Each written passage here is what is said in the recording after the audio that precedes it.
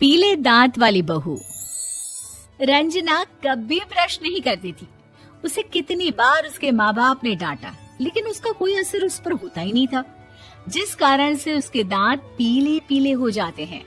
शादी के बाद अरे बहू, वैसे तो तुझ में कोई कमी नहीं है, पर तेरे दांत इतने पीले कैसे हैं बेटा? कैसे मतलब? कोई सर्जरी थोड़ी ना कराइए। वो तो क्या नाम, मैं ब्रश नहीं करती थी तो पीले हो गए। अब क्या करूं? आप कहें तो लाल करवा लूं या फिर काले? यार ये क्या है, क्यों माँ से लड़ रही हो? लड़ रही हूँ? अरे मैं लड़ रही हूँ या ये बोल रही है कि दांत पीले हैं, पीले। अरे तपस्या थोड़ी ना की है इन्हें पीले करने के लिए। बकायदा ब्रश नहीं किया है 20 साल तक, तब जाकर। छी, कैसी बात कर रही हो? ये उस वक्त तो पीले नहीं थे जब हम लोग तुम्हें देखने आए थे। अरे तब साफ करवा लिया होगा डेंटिस्ट के पास जाकर। अब देखो कैसे पीले पीले लग रहे हैं। रंजना सास की तरफ गुस्से से देखती है। फिर शुरू हो गई पीले पीले पीले। अरे पीले तो तब भी थे जब मेरे हाथ का रसगुल्ला उड़ा उड़ा कर खा रही थी और बोल रही थी, लड़की नहीं गुणों का खजाना दे रहे भाई साहब आप। खैर, अब वो लोग करते भी तो क्या करते, पीले दांत वाली बहू पल्ले पड़ी थी तो झेलना तो था ही। एक दिन कीर्तन में रंजना गाना गा रही थी। अरे कमला बहन, माँ का द्वार है, यहाँ तो सब शुद्ध होकर आते हैं, फिर अपनी बहू को ब्रश भी नहीं करवाती तुम। दूर से पीले पीले दांत भक्ति में बाधा उत्पन्न कर रहे हैं। और कोई 2 साल के बच्चे थोड़ी ना लेकर आई हूँ मैं बहू बनाकर। अच्छी खासी लड़की है, अरे कैसे करवाऊं ब्रश? ये तो उसे खुद करना चाहिए ना। अब माँ बाप तो इसके जैसे तैसे निपटा दिए, ये नहीं सोचा कि सास कैसे संभालेगी। सास बहू को लेकर घर आ जाती है, लेकिन सोच लेती है कि अब इसे लेकर कहीं नहीं जाएगी। अगली सास को बहू की बात पर गुस्सा आ जाता है। मैं क्या मुंह दिखाऊंगी, इसकी चिंता तो ना कर, समझी? अपने मुंह की चिंता कर, जो ये पीले पीले दांत लेकर हर जगह पहुंच जाती है। पता है लोग कितना मजाक बनाते हैं। ना जी ना, मैं नहीं जाना कहीं तेरे साथ। तो ये बात है, कोई ना, मत जाओ, मैं अपने कमरे में ही बैठकर भक्ति कर लूंगी। ऊपर वाला दांत थोड़ी ना देखता है, मन देखता है, भावना देखता है। और अरे बस बस, तू सब कुछ दिखा, बस ये सफेद चमकदार दांत ना दिखाना किसी को, है? जा यहाँ से। बहू को सास की बात का कोई फर्क नहीं पड़ता, वो तो जैसी थी वैसी ही रह जाती है। सुबह नहाकर किचन में खाना बनाना, फिर खाना खाना, कीर्तन भजन करना और सो जाना। एक दिन, माँ जी मैं सहेली के घर जा रही हूँ, शाम को लेट आऊंगी। हाँ हाँ, तो जाना, मैंने कौन सा तेरी आरती करनी है घर पर बैठकर। रंजना सहेली के घर जाती है, जहाँ वो पार्टी में जाने की तैयारी कर रही होती है। अरे शिखा, कहाँ जाने की तैयारी कर रही है? मैं गलत वक्त पर आ गई क्या? अरे नहीं यार, उल्टा सही वक्त पर आई है। मैंने ये साड़ी और ज्वेलरी निकाली है यार, शाम को इनके ऑफिस की एक पार्टी में जाना है। बताना कैसा लग रहा है ये सब? नहीं यार, इस ड्रेस के साथ तो वो वाली ज्वेलरी अच्छी लगेगी। हाँ हाँ सही बोल रही है, मैंने ध्यान ही नहीं दिया। वैसे तो हमेशा से मस्त फैशन सेंस रखती है। तो बड़ा जाती होगी ना पति के साथ पार्टी में। रंजना कुछ नहीं बोलती, बस सोचती है कि यार काश ये बात सही हो जाती, पर मैं क्यों नहीं जाती पार्टी में? क्या इन लोगों की कोई पार्टी होती नहीं होगी? रंजना घर आती है और रात में पति से सवाल करती है, एक बात बताइए, आप मुझे किसी पार्टी में क्यों नहीं ले जाते? क्या आपकी यहाँ ऑफिस में पार्टी नहीं होती? पति बेचारा क्या कहता कि दांत पीले हैं तुम्हारे इसलिए।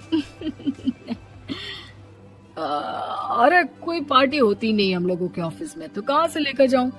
और मार्केट, मॉल, कहीं वीकेंड घूमना, कहीं तो। अरे यार सारे हफ्ते में एक छुट्टी मिलती है, तो सोचता हूँ कि आराम ही कर लूं। क्यों? रंजना मन मार के रह जाती है। पहले कभी सास के साथ मंदिर जाया करती थी, लेकिन वो भी सास ने ले जाना बंद कर दिया। घर बैठी बैठी रंजना बोर हो जाती है। तभी उसे आइडिया आता है और वो मायके जाने का सोचती है। सासू माँ 2 दिनों के लिए मम्मी के घर जा रही हूँ। अच्छा अच्छा ठीक है, आराम से जा। और हाँ, माँ से कुछ अच्छी आदत सीख कर आना कि कैसे शरीर के हर भाग की तरह दांतों की सफाई भी जरूरी होती है, समझी? शुरू हो गई ना आप। वो लोग आपकी तरह नहीं है कि छोटी छोटी बात का बतंगड़ बना दे। उन लोगों के लिए मैं मायने रखती हूँ, ना कि मेरे पीले पीले दांत। रंजना माँ को बिना बताए उन लोगों को सरप्राइज देती है, लेकिन जैसे ही वो दरवाजे पर पहुंचती है, अंदर देखती है कि घर वाले कहीं जा रहे होते हैं। अब माँ, काश रंजना दीदी के दांतों वाली प्रॉब्लम नहीं होती तो वो भी हम लोगों के साथ चलती ना बुआ जी की बेटी की शादी में। हाँ बेटा, लेकिन अब उसे कौन समझाए कि उसको उसके पीले दांत नहीं दिखते, लेकिन उसके आसपास के लोगों को कितना एम्बैरेसिंग फील कराते हैं। मुझे तो कितनी बार उसके स्कूल की टीचर ने शिकायत की कि उसके साथ कोई लड़की बैठना भी नहीं चाहती और ना ही कॉलेज में कोई उससे बात करना चाहता था, लेकिन पता नहीं क्यों उसे ये बात समझ में ही नहीं आती। कोई कमी नहीं है उस लड़की में, बस यही कि दांत पीले हैं। वो तो भला हो जीजा जी और उनकी माँ का, जो दीदी को जैसी है वैसे ही रखा हुआ है। रंजना को अपने घर वालों की बात सुनकर बहुत दुख होता है। वो सोचती है कि वो क्या करे, लेकिन फिर वो सीधा डेंटिस्ट के पास जाती है, अपने दांत चमकाती है और कसम खाती है कि वो रोज ब्रश करेगी। अरे क्या हो गया?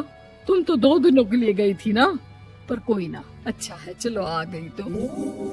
रंजना सास के सामने आकर खड़ी हो जाती है और पूरी स्माइल करती है, उसके चमकदार दांतों को दिखाती हुई। हैं? चले मंदिर।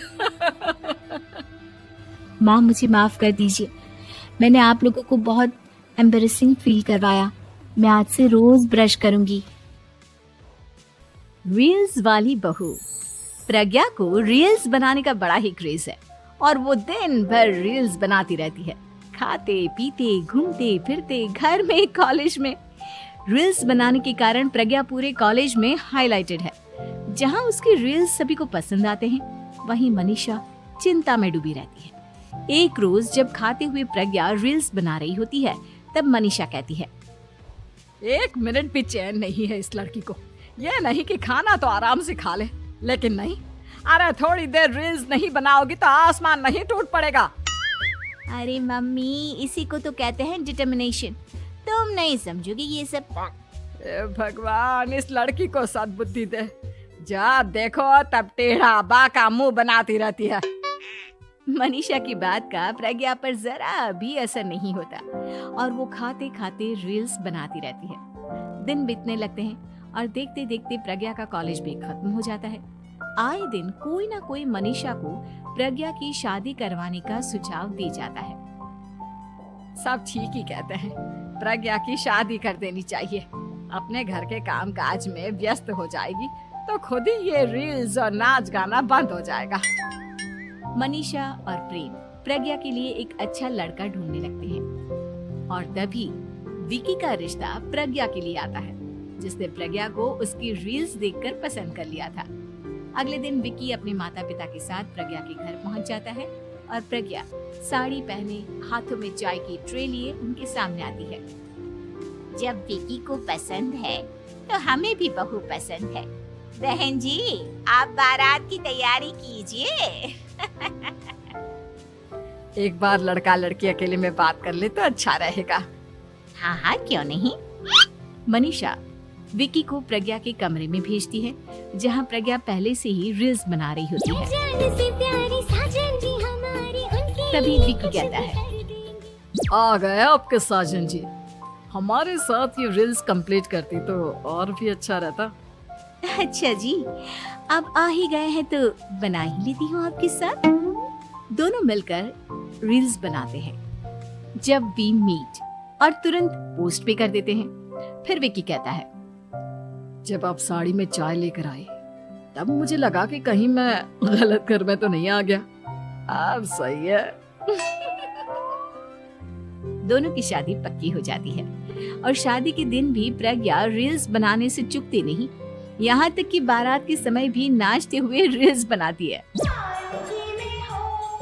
सभी लोग प्रज्ञा की तारीफ के पुल बांध देते हैं और प्रज्ञा नाचती गाती अपने ससुराल चली जाती है।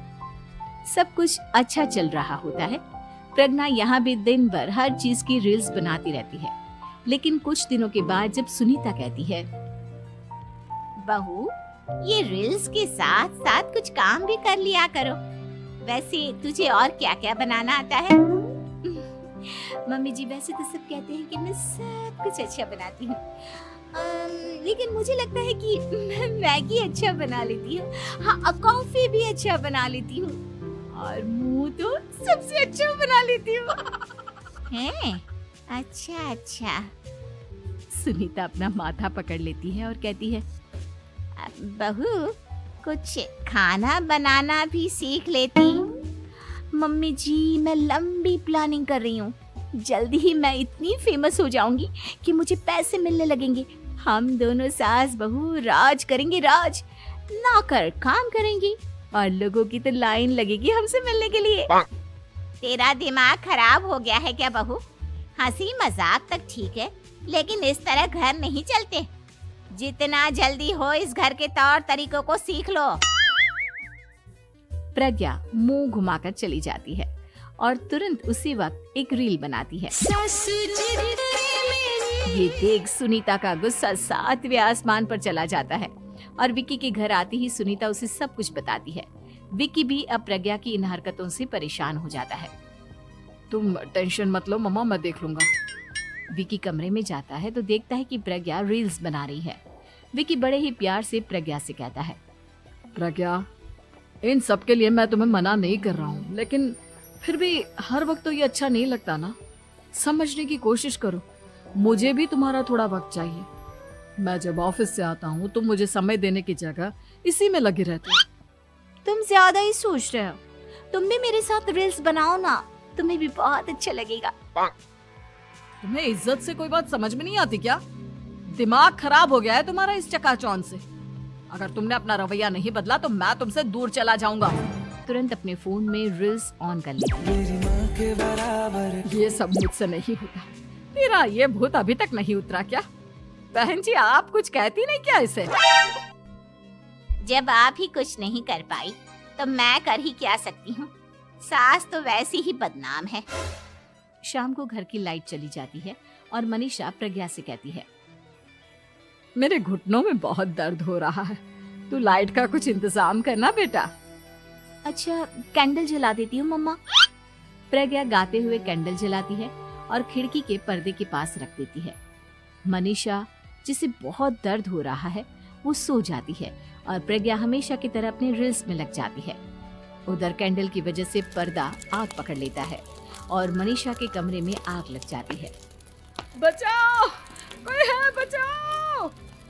सभी भागते हैं और विक्की कमरे की आग बुझाने में लग जाता है, लेकिन तब तक मनीषा आधी जल चुकी थी। मनीषा की हालत देख प्रज्ञा रोने लगती है। विक्की मनीषा को तुरंत हॉस्पिटल ले जाता है और उसे एडमिट कराता है। विक्की प्रज्ञा से कहता है, देख लिया ना, तुम्हारे इस नाच गाने की वजह से आज तुम्हारी माँ की जान जाते जाते रह गई। अब पता नहीं तुम और क्या चाहती हो।